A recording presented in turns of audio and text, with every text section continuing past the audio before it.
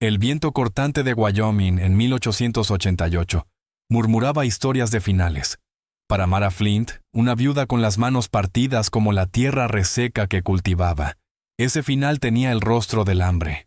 Para sus dos hijos, Colt y Lila, significaba terminar en un orfanato. Pero una tarde tormentosa, el destino le llevó otro tipo de final hasta la puerta. Un hombre tendido en el barro, desangrándose, con secretos cosidos en su ropa fina pero hecha trizas. Mara tenía que decidir si arriesgar lo poco que poseía por un desconocido moribundo o cerrar la puerta y dejar que la muerte se hiciera cargo. Lo que no sabía era que ese gesto de pura misericordia encendería un fuego de amor, peligro y una lealtad inesperada que transformaría su mundo para siempre. El polvo era casi un ser vivo en la humilde casa de los Flint. Se posaba en cada rincón como un velo áspero que sabía a pobreza y sueños marchitos. Cubría la colcha remendada donde Hank Flint, su esposo, había exhalado su último suspiro febril 2 años antes. También se aferraba a la ropa gastada de sus hijos, Colt, con apenas 10 años, y la pequeña Lila, de 6. Para Mara el polvo era una espina constante que le recordaba todo lo que había perdido. Su vida estaba reducida al hueso. Las mañanas eran una lucha contra el sol abrasador, cuidando un parche de maíz y frijoles que parecía pelear contra la misma tierra. Las tardes pasaban entre costuras interminables, arreglando prendas que tenían más remiendos que tela. ¿Y las noches? Las noches eran las peores. A la tenue luz del quinqué, el silencio de la cabaña de 2 cuartos se hacía pesado, agrandando el hueco que había dejado la risa de Hank. Colt, con esos ojos serios heredados de su padre, intentaba llenar el vacío. Era pequeño para su edad, pero golpeaba la madera con una determinación feroz, el rostro endurecido por una responsabilidad que ningún niño debía cargar. Ya casi no sonreía. Veía los sacos de harina vaciarse, leía la preocupación en la cara de su madre, y aquel peso caía sobre sus hombros como un yugo. Lila, en cambio, era la chispa que aún iluminaba ese mundo apagado. Canturreaba a las gallinas, inventaba familias con muñequitas de hojas de maíz y encontraba belleza hasta en la flor silvestre que insistía en crecer junto al porche. Pero incluso su luz comenzaba a debilitarse. Algunas noches su estómago crujía, y Mara debía distraerla con historias mientras soportaba su propio hambre, convertida en un dolor manso y habitual. Ese martes de finales de octubre se sentía distinto. El cielo tenía el color de un moretón fresco, y el viento bajado de las montañas Big Horn traía un frío que anunciaba un invierno brusco y temprano. Mara estaba en el porche, abrazándose los brazos, contemplando cómo se arremolinaban las nubes. La leña alcanzaría para un mes. Tal vez. El último pedazo de cerdo salado ya había desaparecido. Vivían de gachas de maíz y esperanza, y ambas se estaban agotando. «Mamá», dijo Colt, llegando con el mango gastado del hacha de Hank en la mano. «Ese cielo se ve peligroso». «Hay que arrimar las gallinas», respondió Mara, forzando una sonrisa mientras le quitaba una brizna de paja del cabello. «Tienes razón, hijo. Siempre pensando por delante, igual que tu padre». El simple recuerdo de Hank tensó la mandíbula de Colt. Asintió en silencio y corrió al gallinero desvencijado. Mientras terminaban de asegurar a los pocos animales que tenían, empezaron a caer las primeras gotas, frías, gruesas, golpeando la tierra seca como pequeñas piedras. La tormenta estalló con una furia casi personal. La lluvia azotaba la única ventana y los truenos hacían vibrar el suelo. Lila, normalmente valiente, trepó al regazo de Mara temblando. Mara la abrazó fuerte, tarareando una canción suave mientras contemplaba el fuego débil, suplicando que el techo resistiera. Pasó una hora, luego otra. La tormenta no cedía. Entonces, entre 2 estruendos, se oyó algo diferente. Un sonido que no pertenecía al viento. Un gemido bajo, ahogado, casi arrancado por el vendaval. La cabeza de Colt se alzó de golpe. ¿Qué fue eso? susurró. Mara detuvo la mano que acariciaba la espalda de Lila. Probablemente el viento, cariño. Pero el quejido volvió, más nítido, humano, lleno de dolor. Viene del cauce del arroyo, musitó Colt, con los ojos muy abiertos. Cada instinto de Mara le gritaba que se quedara dentro, que atrancara la puerta y protegiera a sus hijos de cualquier desgracia que la tormenta arrastrara. Tierra dura, gente dura. A veces, un hombre bajo la lluvia solo significaba problemas. Pero el recuerdo de Hank, desvalido en su lecho, y la impotencia que la había marcado para siempre, emergió como una punzada. «Quédense aquí, los dos», ordenó firme. «Cierren la puerta y no la abran para nadie que no sea yo. ¿Entendido?» Colt asintió, pálido. Lila se aferró a su falda lloriqueando. «No te vayas, mamá. Por favor». «Regreso enseguida, pajarito». Mara le susurró a Lila antes de ponerse el viejo abrigo impermeable que había pertenecido a Hank, ese que aún guardaba un rastro leve de su olor. Tomó la linterna y salió al vendaval, sintiendo cómo la tormenta la golpeaba de frente como si caminara contra una pared líquida. El viento le arrancaba mechones de cabello y la lluvia le calaba hasta los huesos al instante. Mara protegió la llama de la linterna con su propio cuerpo, aquella luz temblorosa siendo apenas un puntito en la oscuridad revuelta. Siguió el gemido que había oído, resbalando una y otra vez en el barro traicionero. El arroyo, que casi siempre corría manso, ahora rugía hecho un torrente espeso y furioso. Y allí, medio atrapado entre las aguas bravas y un tronco caído, vio el cuerpo de un hombre, boca abajo, un brazo doblado en un ángulo imposible. Su ropa, aunque empapada y ennegrecida por el lodo, era de buena calidad, chaleco de cuero sobre camisa fina, nada que ver con la mezclilla áspera de los rancheros de la zona. Hasta su sombrero, enterrado a medias en el fango, parecía caro. El corazón de Mara se aceleró. Seguro estaba muerto. Tenía que largarse. Pero al acercarse, notó el leve subir y bajar de su espalda.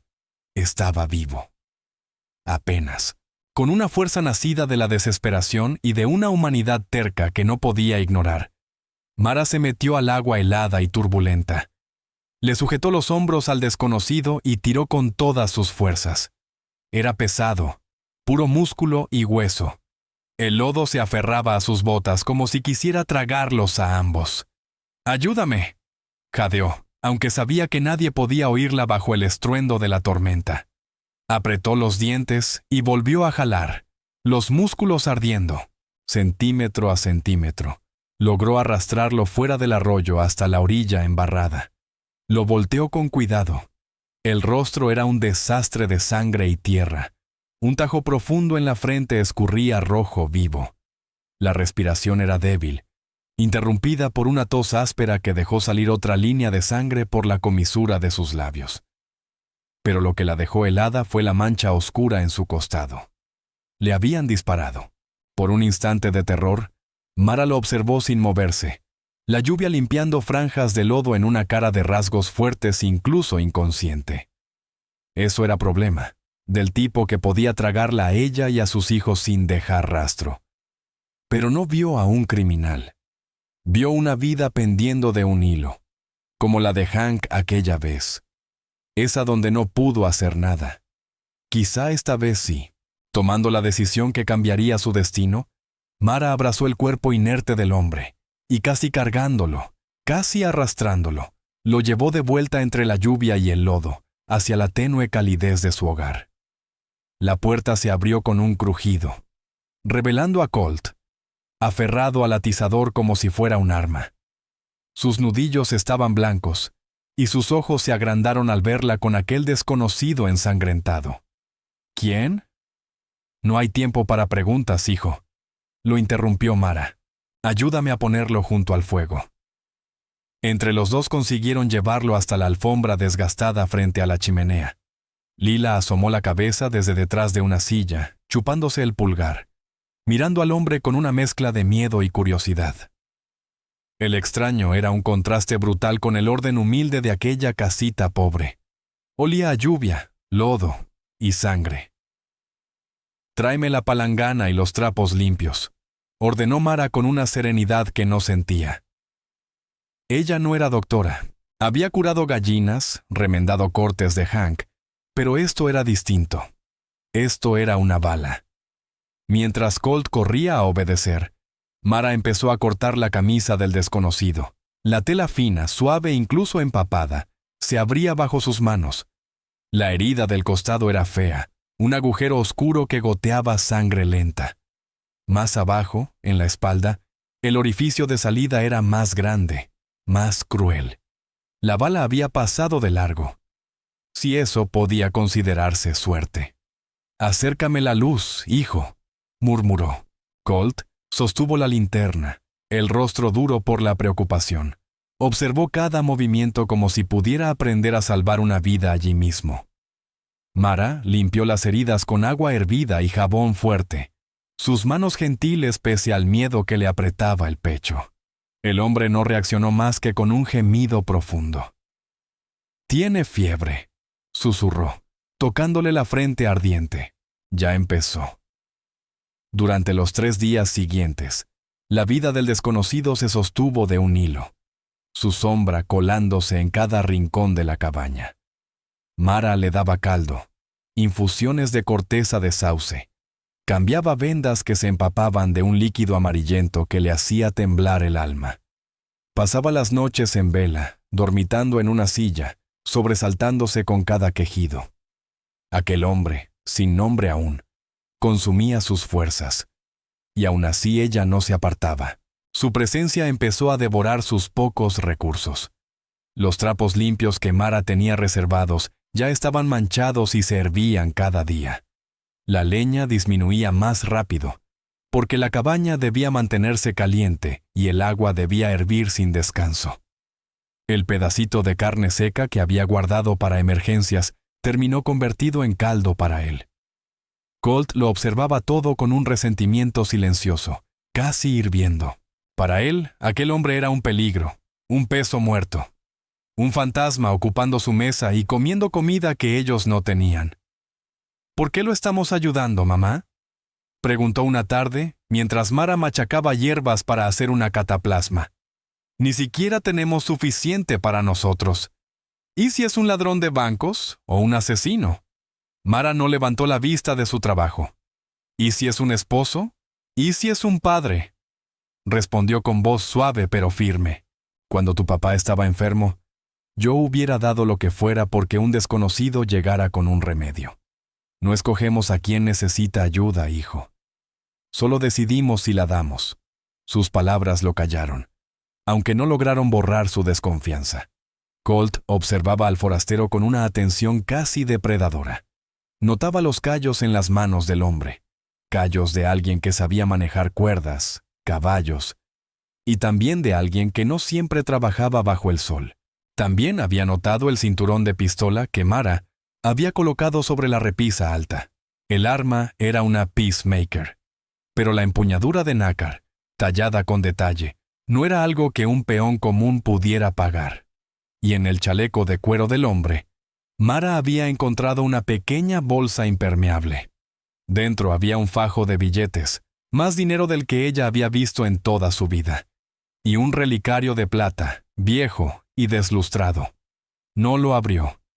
Lo volvió a envolver y lo escondió.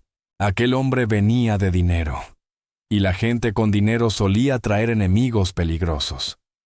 Lila, en cambio, estaba fascinada. Se sentaba en el suelo, a pocos pasos del extraño, mirando cómo respiraba. Una tarde, mientras Mara estaba afuera, la niña se acercó más.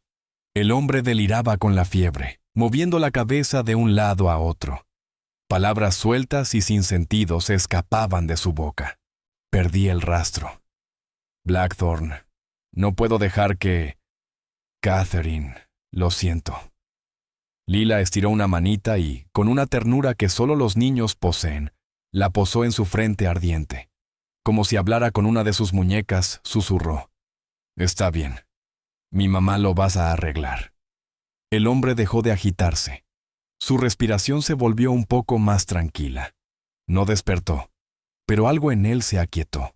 Cuando Mara regresó, encontró a su hija acariciando el cabello del desconocido, tarareando una melodía infantil.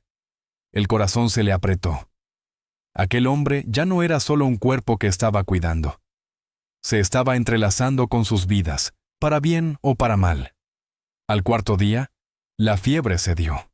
Mara le pasaba un paño fresco por la frente, cuando vio que los párpados del hombre temblaban. Lentamente se abrieron, revelando unos ojos color azul desteñido, turbios y confundidos. Parpadeó, intentando enfocar el techo, y luego el rostro de la mujer inclinada sobre él. ¿Dónde? Roncó, la voz áspera, quebrada. «Estás a salvo», respondió Mara con suavidad. «Te dispararon. Te encontré en el arroyo». Intentó incorporarse, pero un dolor agudo le atravesó el costado, obligándolo a soltar un silbido de sufrimiento entre los dientes. «Despacio», dijo ella, sujetándolo por el hombro. «Llevas días entre este mundo y el otro. Necesitas descansar». La mirada del hombre recorrió la pequeña cabaña, los muebles humildes, las paredes parchadas, y los dos niños mirando desde la entrada. Luego volvió a Mara. En sus ojos apareció algo complicado: gratitud, desconcierto, desconfianza. «¿Por qué?», preguntó. Una sola palabra cargada de un universo entero. Mara exprimió el paño en la palangana. «Porque era lo correcto», respondió sin adornos. Él estudió su rostro, el cansancio bajo los ojos, la firmeza tranquila en la mandíbula, la bondad que seguía allí pese a todo. Había sido abandonado por hombres que conocía, y salvado por una mujer que no sabía nada de él. La ironía le mordía el alma casi tanto como el dolor del costado. «Mi nombre», dijo al fin, la voz débil pero clara, «es Brian». Era mentira. Mara no sabía por qué lo sintió tan claramente, pero lo supo con la frialdad de un amanecer invernal. Aquel hombre era una tormenta, y acababa de abrir los ojos en medio de su casa. El hombre que decía llamarse Brian resultó ser un paciente difícil. Él era orgulloso y testarudo, demasiado acostumbrado a valerse por sí mismo como para aceptar su propia fragilidad. El dolor en el costado lo atormentaba sin descanso, pero casi nunca se quejaba. Observaba a Mara con esos ojos azules penetrantes cada vez que ella cambiaba las vendas, o le llevaba un plato de comida. En aquella mirada silenciosa, había algo que la hacía sentir vista, y vulnerable de una manera que no esperaba. Su presencia alteró el frágil equilibrio de la pequeña familia. Colt seguía desconfiado, el cuerpo rígido cada vez que Brian estaba despierto. Contestaba con monosílabos, cortante, como si su desconfianza fuera un muro invisible alrededor de él. Lila, por su parte, lo había adoptado como un proyecto propio. Le llevaba las piedras más bonitas que encontraba en el arroyo, y le contaba historias larguísimas sobre sus muñecas hechas de hojas de maíz. Una tarde, cuando Jackson por fin tuvo fuerzas para incorporarse y recargar la espalda en la pared de la cabaña, la niña se sentó a su lado, tratando de trenzar un pedazo de mecate. «Mi papá trenzaba sogas así», comentó Jackson, la voz más firme, con un tono grave y amable. «Solo que más grandes. Mi papá está en el cielo», respondió Lila con naturalidad. «Le dio una fiebre. Mamá dice que ahora es un ángel y nos cuida desde arriba». Jackson levantó la vista hacia Mara, que amasaba masa sobre la mesa de madera. Vio un destello de dolor cruzarle el rostro antes de que ella lo ocultara. «Lamento escucharlo», le dijo en voz baja a la niña. «¿Está bien?», replicó Lila sin dejar de trenzar. «Mi mamá es fuerte, y Colt. Él es el hombre de la casa ahora, o al menos lo intenta». Más tarde ese día, Jackson observó a Colt pelear contra un tronco de pino particularmente terco. El niño levantaba el hacha con todas sus fuerzas, pero la madera no cedía. Frustrado, Colt lanzó el hacha al suelo con un gruñido. «Déjame mostrarte algo», llamó Jackson desde la puerta. apoyándose en un bastón que él mismo había tallado de una rama caída. Caminó hacia él rengueando, el rostro pálido por el esfuerzo. «Estás usando pura fuerza», explicó, «pero no le estás dejando al hacha hacer su trabajo. Se trata de dónde golpeas, no de cuánto pegas». Tomó el hacha, la equilibró con cuidado y señaló una pequeña grieta en el tronco. «¿Ves esa rajita? La madera ya quiere partirse ahí. Solo hay que darle un motivo». Con un solo golpe, limpio y casi sin esfuerzo, partió el tronco en dos. Colt lo miró, primero asombrado por la madera abierta, y luego con una chispa de respeto que antes no existía. «Mi padre me enseñó eso», dijo Jackson devolviéndole el hacha. «Funciona con la madera y con la gente. Encuentra la grieta y lo demás es fácil». En las 2 semanas siguientes, el hielo comenzó a derretirse. Don Brian, como lo llamaba Lila, empezó a ganarse su lugar. Enseñó a Colt a poner trampas y juntos atraparon 2 conejos, la primera carne fresca que probaban en meses. Le mostró a Mara cómo reforzar la esquina del techo que siempre goteaba, usando brea de pino y un pedazo de lona. Tenía una habilidad tranquila, un conocimiento del campo que solo dominaba quien llevaba la vida entera caminando entre montes y barrancas. Pero el misterio de su pasado seguía intacto. Nunca decía de dónde venía ni hacia dónde iba. No mencionaba los nombres que había murmurado en su fiebre. El cinturón de pistola, caro y reluciente, seguía en la repisa como un recordatorio silencioso del hombre que había sido. La noche del giro llegó en un atardecer claro y frío. El fuego proyectaba sombras bailando en las paredes. Jackson contemplaba las llamas, con esa expresión perdida que Mara ya había visto antes. «Nunca me dijiste quién te disparó, Brian», comentó ella, rompiendo la calma suave del momento. Él la miró. La luz del fuego marcaba sombras profundas bajo sus pómulos. «Es mejor que no lo sepas. No son tus problemas. Cuando te saqué del arroyo, tus problemas se volvieron míos», respondió sin apartar la mirada. «La harina se está acabando. La primera nieve caerá en cualquier momento. Necesito saber si esperamos a que se derrita, o si esperamos a que lleguen más hombres armados a esta puerta». Jackson soltó un suspiro largo. Miró a Colt dormido junto al fuego y a Lila acurrucada en su camita. Después volvió a Mara, cuyo rostro no mostraba miedo, sino un cansancio fuerte, digno, que él admiraba más que cualquier riqueza que hubiera conocido. «Mi nombre no es Brian», dijo por fin, con voz baja. «Es Jackson. Jackson Ward». El nombre no significaba nada para Mara, pero para cualquiera metido en el negocio ganadero, desde Texas hasta Montana, era como mencionar a la realeza del oeste. La familia Stone, encabezada por su imponente padre Grant Ward, manejaba una de las operaciones de ganado más grandes y poderosas del país, el Stone Cross Ranch. «Tuve un desacuerdo con mi padre», continuó Jackson, como si cada palabra le quemara la lengua, «sobre cómo hace sus tratos, y sobre un hombre llamado Red Blackthorn. Blackthorn es su mano derecha, pero es una serpiente. Ha estado comprando ranchos pequeños, arrinconándolos con amenazas y violencia, todo bajo el nombre del Stone Cross. Encontré pruebas de su robo de ganado y de fraudes de tierras». Se detuvo, frotándose el costado aún adolorido. Llevaba esa evidencia al mariscal territorial en Cheyenne, pero Blackthorn y sus hombres debieron enterarse. Me tendieron una emboscada al norte de aquí. Se llevaron mi caballo, mis papeles, y me dejaron tirado para que la tormenta y los coyotes terminaran el trabajo. Un frío le recorrió la espalda a Mara. No era un robo, era un intento de asesinato, conectado a un imperio ganadero poderoso. El nombre que él había murmurado en su delirio, Blackthorn, adquiría de pronto un peso aterrador. Ese Red Blackthorn.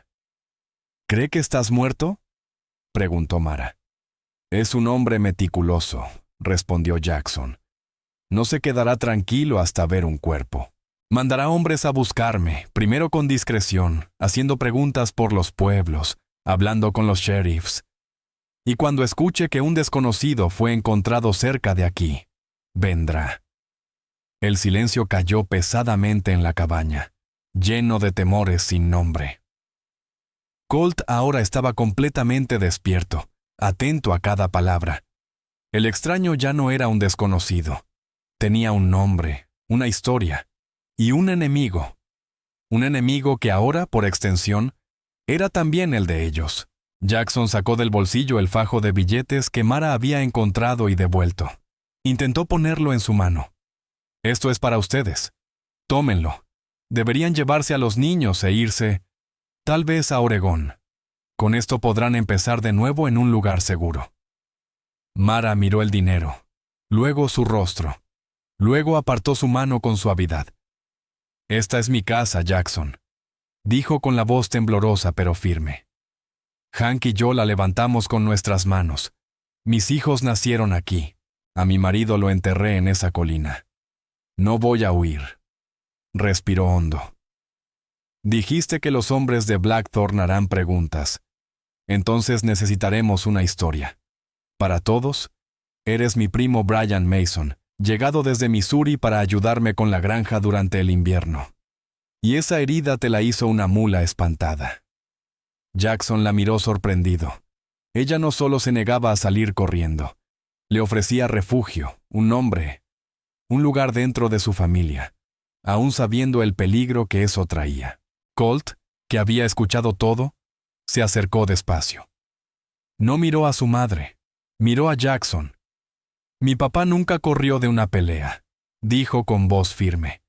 «Los Flint no corremos». En ese instante, Jackson Ward, el heredero rico que había intentado resolver sus batallas con pruebas y leyes, comprendió algo profundo. El coraje no dependía del tamaño de tu rancho ni del poder de tu apellido. Era plantar los pies en un pedazo pequeño de tierra con tu familia a tu lado y decir, «Esto es mío, y no voy a correr». Ya no era un extraño en aquella casa. Se integró a un nuevo y frágil ritmo. Brian Mason se convirtió en parte del paisaje del hogar. Él y Colt trabajaban hombro a hombro. La desconfianza inicial se transformó en una camaradería callada, creciendo poco a poco. Jackson, como Mara seguía llamándolo en su mente, enseñó al muchacho a rastrear, a leer el cielo y a apuntar correctamente el viejo rifle de caza que Hank había dejado. Con cada lección, llenaba un vacío en la vida de Colt que iba mucho más allá de las tareas diarias. Le estaba dando la figura de un padre. Y en el proceso, recuperaba una parte de sí mismo que creía perdida. Su vínculo con Lila era más simple, hecho de risas y secretos pequeños. Él le tallaba animalitos de madera y escuchaba con paciencia las intrincadas historias de su familia de muñecas de hoja de maíz. Su presencia había devuelto una luz suave a la cabaña, una sensación de seguridad que Mara no sabía que extrañaba. Hasta que regresó. Su propia relación con Jackson era un baile silencioso y frágil. Trabajaban juntos con una naturalidad inesperada, las manos rozándose al pasar herramientas, las miradas encontrándose sobre la mesa a la hora de la cena. Un lenguaje sin palabras que crecía más cada día. Por las noches, cuando los niños ya dormían, Mara y Jackson se sentaban junto al fuego, hablando en voz baja como si el silencio del desierto pudiera quebrarse con cualquier palabra. Él le contaba sobre su vida en Texas, ranchos enormes que parecían no tener fin, fiestas llenas de lujo, y una soledad profunda que no se quitaba ni entre multitudes. Ella, a su vez, le hablaba de Hank, de los sueños que habían sembrado juntos, y del dolor insoportable de verlo apagarse. Eran dos almas que venían de mundos completamente distintos, encontrando un punto común en la pérdida y la resistencia. Entre ellos crecía un afecto suave, casi tímido, tan persistente como la flor silvestre que seguía naciendo junto al pórtico. Pero aquella calma era apenas una piel delgada que cubría una amenaza latente. Cada jinete en el horizonte, cada carreta extraña camino a Redemption Creek, hacía que el corazón de Mara se tensara. La primera señal de problemas no llegó como un vaquero armado, sino como un hombre de traje. Amos Savern, el banquero de Redemption Creek, apareció una mañana en un carruaje impecable, con el rostro apretado y amargo. Ni siquiera tuvo la decencia de bajar. «Señora Flint», llamó con su vocecita aguda. «Necesito una palabra con usted». Mara se limpió las manos en el delantal y se acercó a la cerca. Jackson, a unos pasos detrás, apoyado en un poste, parecía un peón más. Justo como debían creer. «Señor Abern», respondió Mara en tono frío. «El banco mantiene la hipoteca de esta propiedad». Empezó sin rodeos. Su difunto esposo tomó un préstamo grande para semillas y herramientas hace 2 años. Los pagos han sido irregulares. La paciencia del banco se agotó. Necesitamos los $200 antes del 1 de diciembre, o tendremos que ejecutar el embargo. La sangre de Mara se heló. $200. Era como pedirle arrancar 200 estrellas del cielo. Una condena para su hogar. «No puedo. Es imposible». «Esos son los términos», replicó Abern, olfateando con desdén mientras agitaba las riendas. «Buen día». Mientras el carruaje giraba, otro jinete se acercó. Su presencia hizo que el aire se volviera espeso. Era un hombre grande, con la boca torcida en un gesto cruel y una placa de sheriff en el chaleco. Marshall Kate Brody. Un hombre famoso por llenar sus bolsillos antes que cumplir la ley. Su mirada, pequeña y oscura como la de un jabalí, recorrió la propiedad, se detuvo demasiado tiempo en Mara, y luego cayó sobre Jackson. «¿Y este quién es?», gruñó Brody.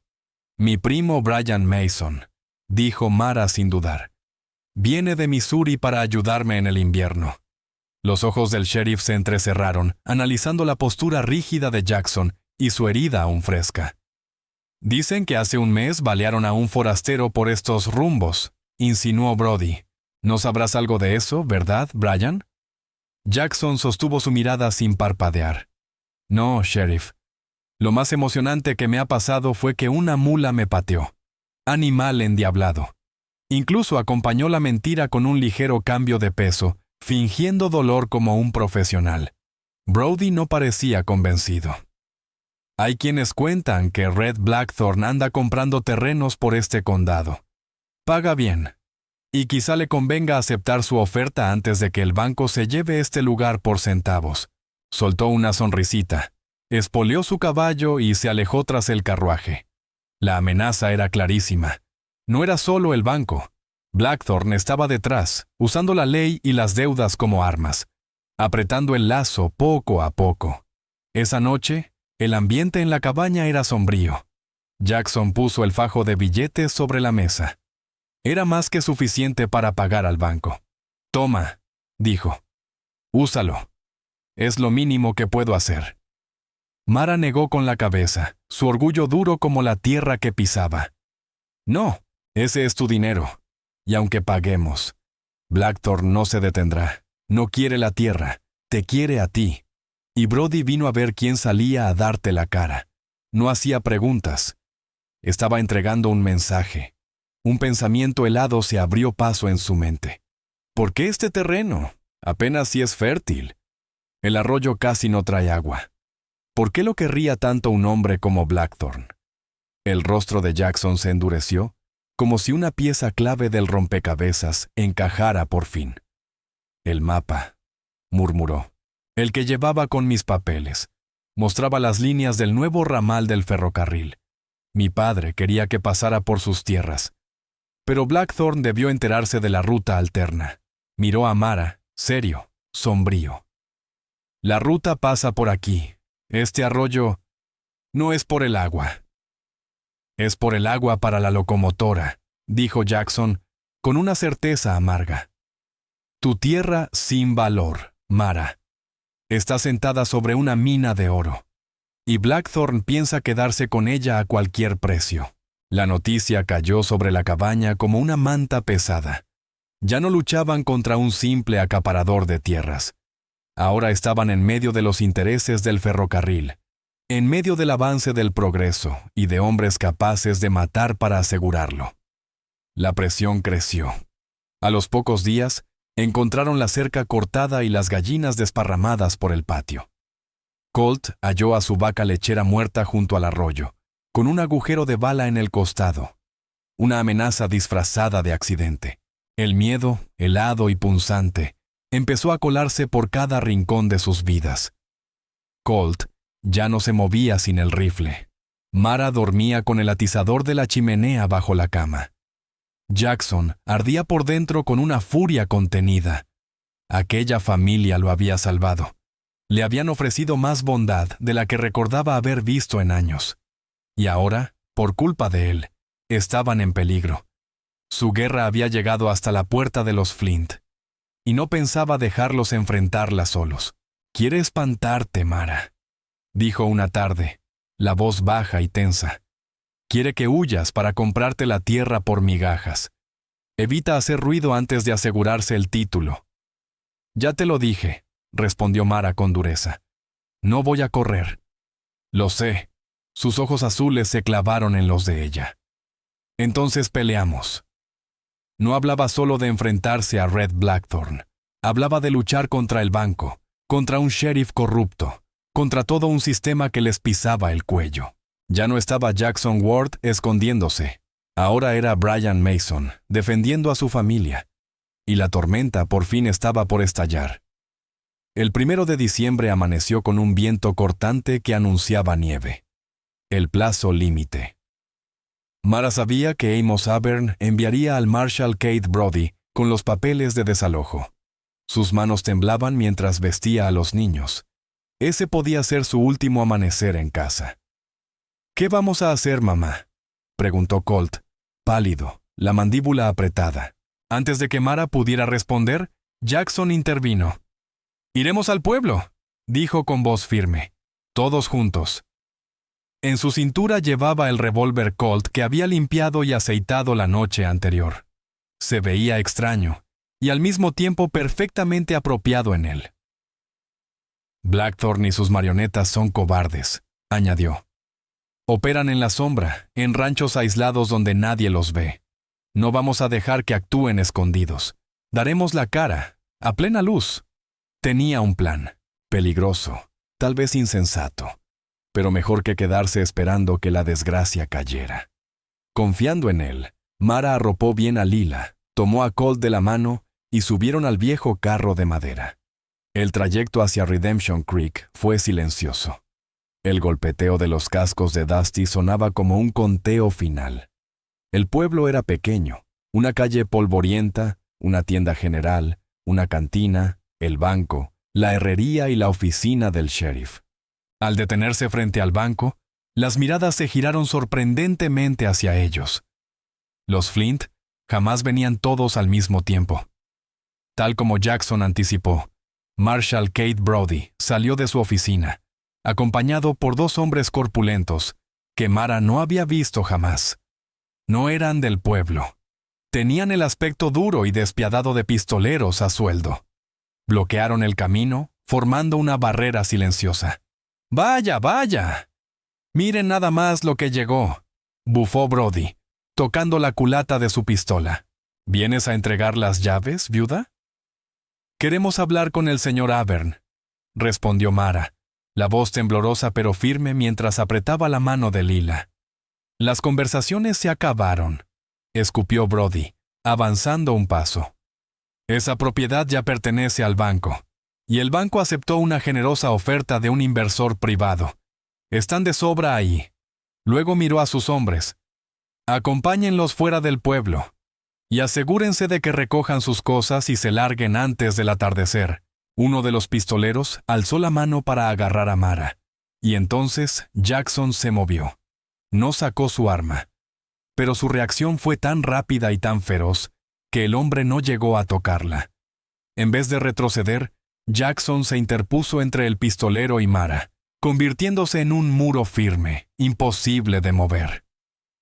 «Quita tu mano de ella», dijo con una calma tan afilada que hizo vacilar al hombre corpulento. «¿Y tú quién te crees para dar órdenes?», gruñó el forastero. «Soy su primo Brian», respondió Jackson con tranquilidad. «Y hoy no vengo como granjero, sino como un ciudadano preocupado.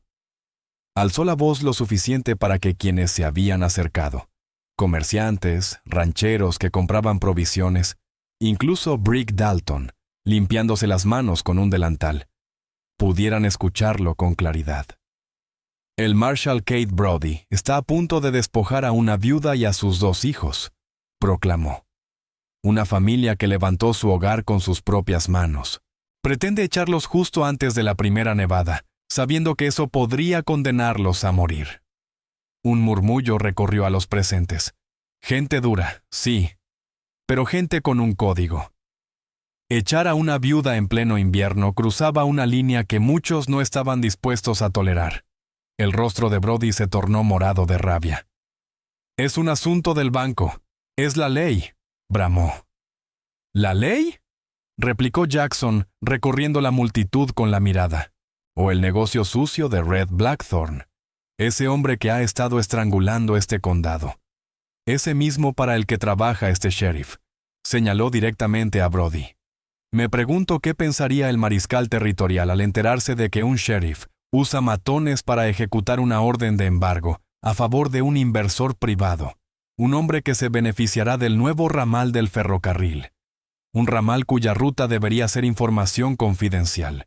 Al mencionar el ferrocarril y al mariscal, otro murmullo inquieto sacudió el ambiente.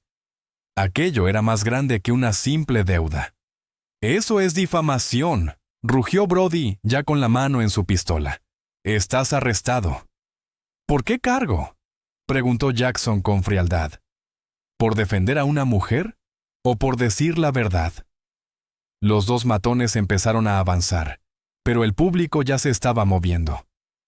El herrero, Brick Dalton, enorme como una montaña, dio un paso adelante con su pesado martillo en la mano. Otros rancheros se desplazaron discretamente, algunos con la mano cerca de sus propias armas. Nadie confiaba en Brody, y menos aún lo respetaban. Aprovechando su ventaja, Jackson fue directo hacia el banco donde Amos Abern, asustado, se asomaba desde la puerta. «Señor Abern», dijo Jackson en voz alta, «la señora Flint está dispuesta a pagarle ahora mismo $250 al contado. Es 50 más de lo que debe». Abern tragó saliva, mirando nervioso a Brody. «El banco ya aceptó otra oferta». «Una oferta que aún no ha sido formalizada», lo interrumpió Jackson. «La ley exige que usted reciba el pago completo del dueño original antes de cerrar la venta. ¿O acaso va a violar la ley frente a toda esta gente decente solo para favorecer a un hombre como Blackthorn?» Jaque mate.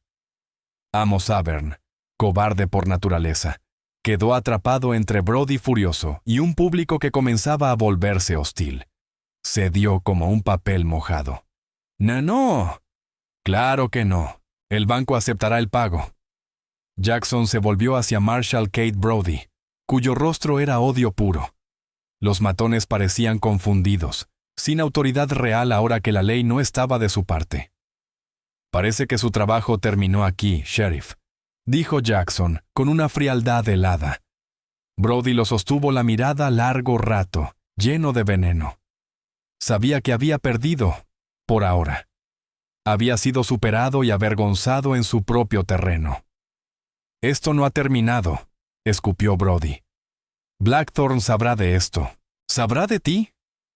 Dio media vuelta y regresó a su oficina, sus hombres siguiéndolo como perros apaleados. La multitud soltó un suspiro de alivio. Algunos incluso tocaron el hombro de Jackson en señal de apoyo. Él apenas les prestó atención. Se volvió hacia Mara, que lo miraba con los ojos llenos de lágrimas. Y algo más profundo.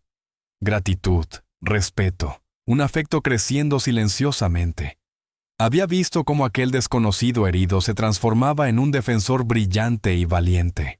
No usó los puños, ni siquiera desenfundó su arma. Usó la verdad como lanza y a la comunidad como escudo. Dentro del banco, pagó la deuda con su propio dinero. Abern, temblando, selló el documento que devolvía la propiedad a los Flint. Al salir al sol, con el título en mano, Colt miró a Jackson con admiración absoluta. Lila corrió a abrazar su pierna con fuerza. Ya en el carro, Mara posó su mano sobre la de Jackson. «Lo que hiciste», murmuró con la voz quebrada. «Hice lo que cualquiera haría por su familia», respondió él, sin apartar la mirada de la suya. Él lo dijo de manera sencilla, y al cruzarse sus miradas, la palabra quedó suspendida entre ambos. Familia. Habían ganado aquella pelea en Redemption Creek, pero mientras avanzaban por el camino de regreso, Jackson Ward entendió que la amenaza de Marshall Kate Brody no había sido un arrebato, sino una promesa. No habían derrotado a Red Blackthorn, solo lo habían enfurecido. Y un hombre como él, cuando se enoja, deja de mandar emisarios. Viene él mismo a ajustar cuentas. La victoria en el pueblo fue apenas una bocanada de aire antes de hundirse otra vez. La tranquilidad no volvió al hogar Flint. En su lugar, un silencio tenso, vigilante, se instaló en cada rincón. Jackson sabía que Blackthorn había sido humillado en público, y un hombre así no perdonaba una afrenta. La represalia sería inmediata y brutal. Por eso, junto a Colt Flint, reforzó la cabaña. Atrancaron ventanas, consolidaron la puerta y aseguraron cada rincón como si fuera una fortaleza. En ese trabajo compartido, con el peligro acechando, Jackson enseñó al muchacho cómo sostener un rifle, cómo respirar antes de apretar el gatillo, cómo mantenerse firme incluso con las rodillas temblando. Su voz se mantenía serena mientras preparaba a un niño de 10 años para una guerra que él rogaba no llegara. La amenaza inminente derrumbó todas las barreras entre Jackson y Mara Flint. Esa ternura callada que había crecido entre ellos brotó finalmente una noche, bajo la luz temblorosa del fuego. Mientras limpiaban las armas, sus manos se rozaron, y aquel contacto tenue resonó tan fuerte como un disparo en la pequeña cabaña. «Jackson», susurró Mara, la voz tomada por el miedo. «¿Qué va a hacer de nosotros?» Él dejó a un lado el arma y la miró de frente, con una suavidad que le aflojó el aliento. «No voy a permitir que nada te pase, ni a ti ni a los niños», juró, con un sentimiento que iba mucho más allá de la gratitud. «Ustedes me recordaron lo que es tener algo por lo que vale la pena luchar». Con dedos ásperos, apartó un mechón de su rostro. Y luego la besó, un beso apremiante, sincero, una promesa hecha bajo la sombra del peligro.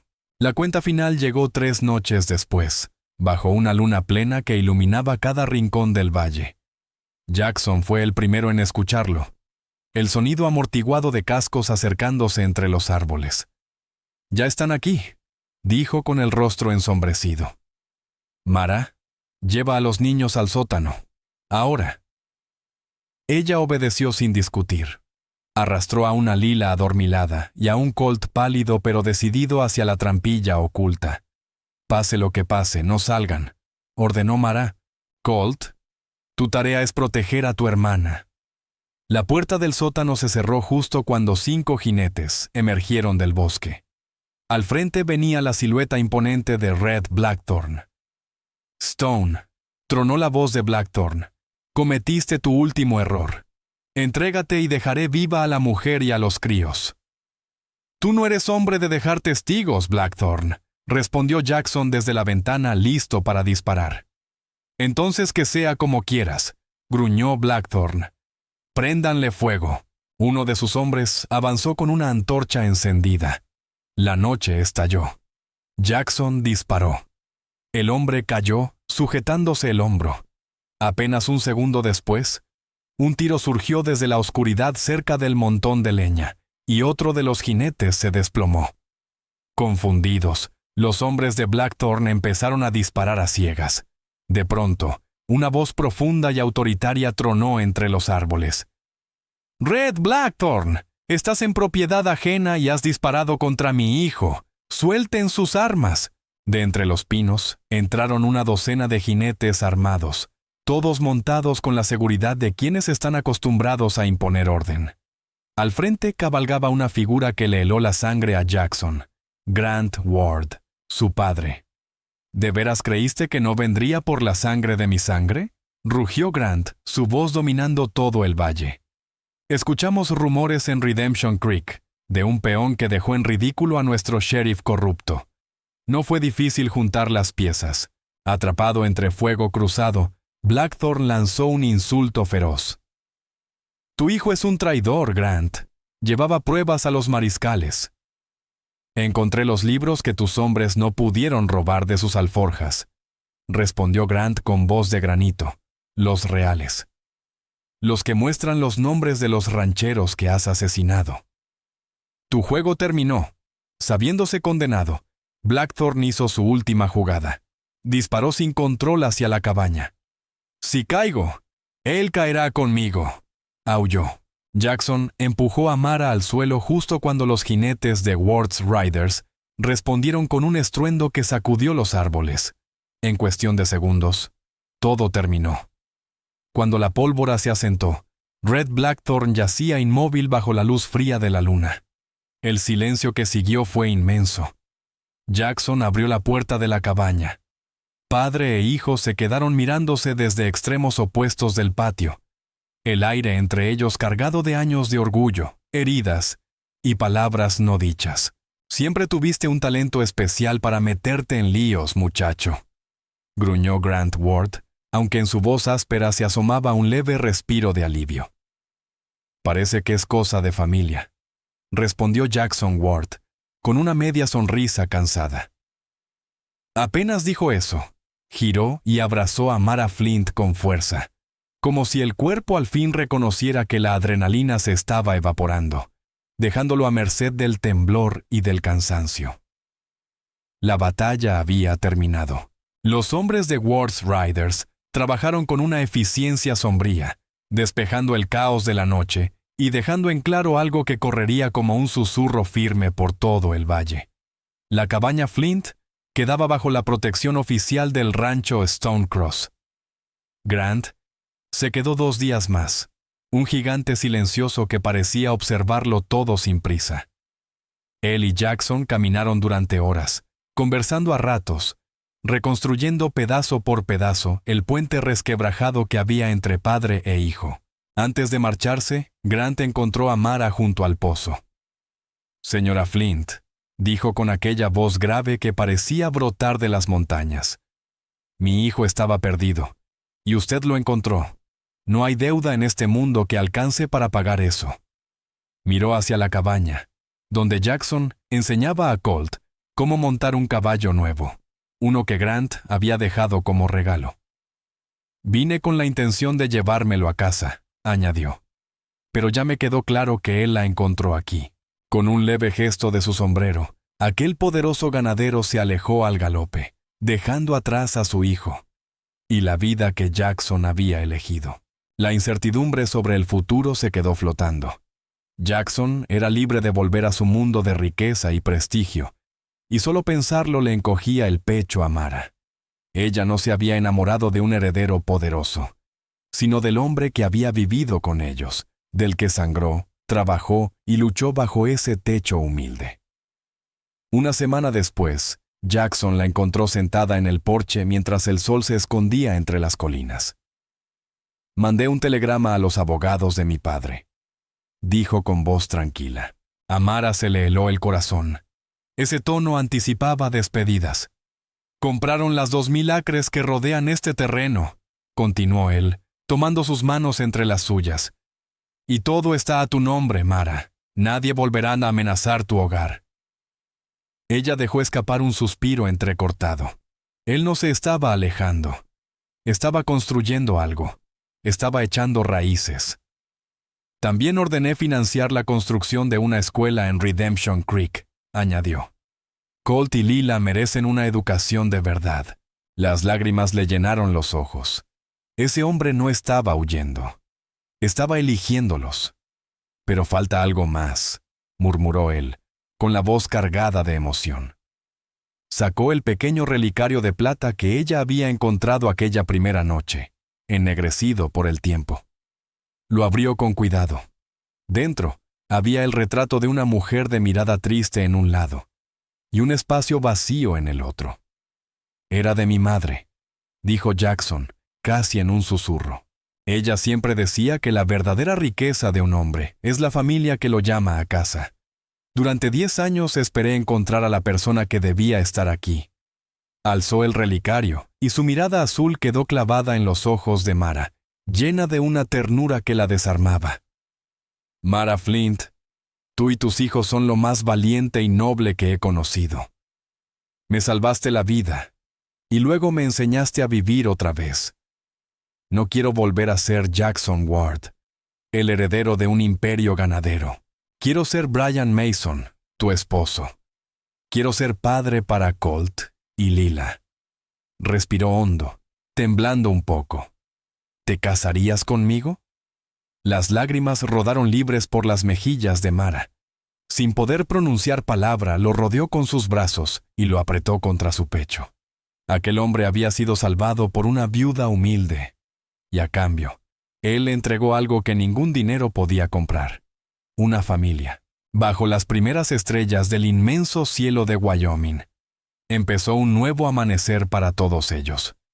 Así termina la historia de Mara Flint y Jackson Ward. Una historia que nos recuerda que los mayores tesoros no siempre están en minas de oro o en llanuras interminables, sino en la bondad inesperada de dos almas que se encuentran. Un viaje que demuestra que la verdadera fuerza no nace de la ausencia del miedo, sino de defender lo correcto, incluso cuando uno tiembla por dentro. Él no solo protegió su hogar, honró su coraje, cuidó a sus hijos, y juntos construyeron un legado que no nace de la riqueza, sino del amor.